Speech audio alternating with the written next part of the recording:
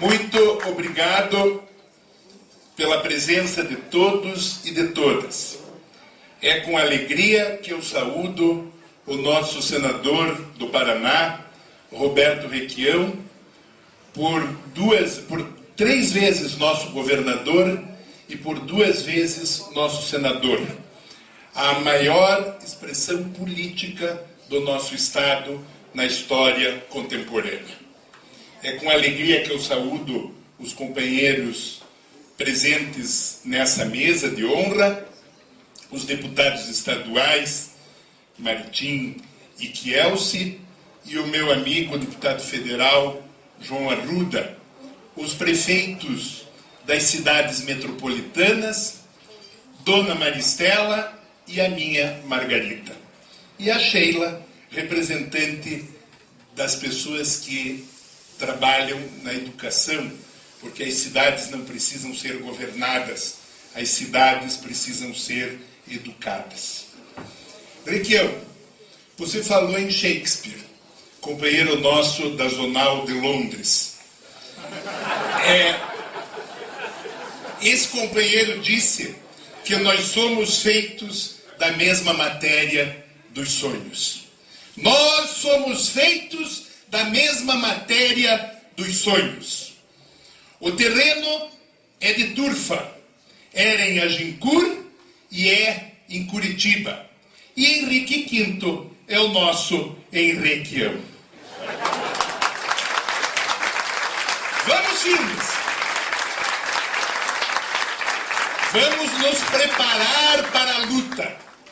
Usaremos as armas da luz. Não é necessário deslealdade, não é necessário intrigas, não é necessário safadeza. O que é preciso é o poder das ideias. E porque o terreno é de turfa, é preciso construir a casa em cima da rocha. E a rocha somos nós, o alicerce, que atendeu a primeira convocação do nosso líder e senador. Mas agora, tijolo por tijolo, há que ser assentado até que a casa esteja pronta. A cidade é a nossa casa. Ela é o nosso berço. Ela será a nossa sepultura. A cidade é o nosso caminho. Muitas vezes, durante o processo eleitoral, só se fala como se a escolha do prefeito fosse a escolha de um produto. Seguem as leis de mercado. Olham o rótulo, olham o rosto, às vezes olham o porte físico, tratam como se o candidato fosse escolhido por um cromo de publicidade para ser hasteado nos outdoors e na internet. Esquecem do poder das ideias. E esquecem do povo. E esquecem o que o Requião disse, que a cidade só melhora quando a inovação não é de mercado, mas a inovação é no campo social. O povo precisa da virtude dos governantes para poder ser feliz. A felicidade do povo nasce da virtude dos governantes. Houve virtude quando você estipulou como prioritária em Curitiba, Requião, a política de creches. Houve virtude quando você criou as primeiras escolas integrais do Paraná. Houve virtude quando, com um pneu na mão, um deputado estadual começou a grande discussão do sistema de transporte coletivo de Curitiba e do lucro que não podia ser auferido em cima do sangue do povo. Há virtude, eu imagino, nos meus faróis do saber, que acendem luzes, com as bibliotecas, as lan houses públicas, e a torre com a luz e o guarda na porta da escola, que se houvera na escola Tasso da Silveira, no Rio de Janeiro, um farol do saber do meu tempo, não teria havido a tragédia que aconteceu. A virtude no restaurante de R$1, que virou programa nacional e que nasceu da nossa cabeça. A virtude nas ruas de cidadania, a prefeitura das freguesias, plantada pelo Requião, consolidada nos 8 quadrantes da cidade. A virtude no bairro Novo, em lugar do gueto, da favela, com a rua sem saída. A virtude no respeito ao povo. Como havia virtude na Fazenda Solidariedade, que minha Margarita criou em Campo Magro e foi fechada pela senhora Fernanda Richa, que era um lugar onde se podiam acolher os que caem nas calçadas desse centro da cidade, que hoje é uma cracolândia em construção. A nossa cidade precisa ser maior do que as dificuldades. Todos falam de fruite, dute, gato, rato, todos falam das ambições de todos e da prefeitura como um trampolim para atravessar a praça e pular para o Palácio Iguaçu.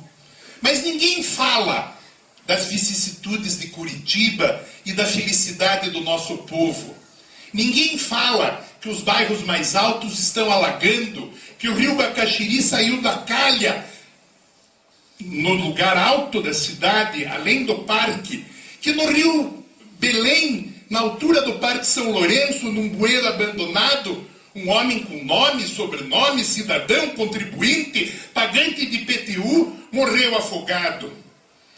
E já são 9 os mortos. Nem todos saíram no jornal, que nem todos eram tão cidadãos como esse último defunto. Quando as pessoas morrem afogadas por ausência de uma política de drenagem, a cidade precisa ser discutida.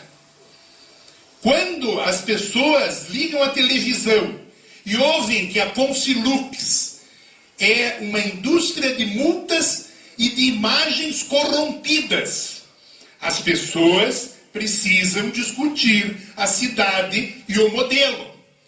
Quando se faz uma licitação de transporte coletivo a 9 bilhões de reais para 15 anos e a 14 bilhões de reais para 25 anos, isso no mês de agosto, na véspera da eleição do Senado, do governo e da presidência da República, e ganham os mesmos de antes de eu nascer, os herdeiros dos donos das lotações do tempo do Ney Braga, prefeito, quando ele ainda era major.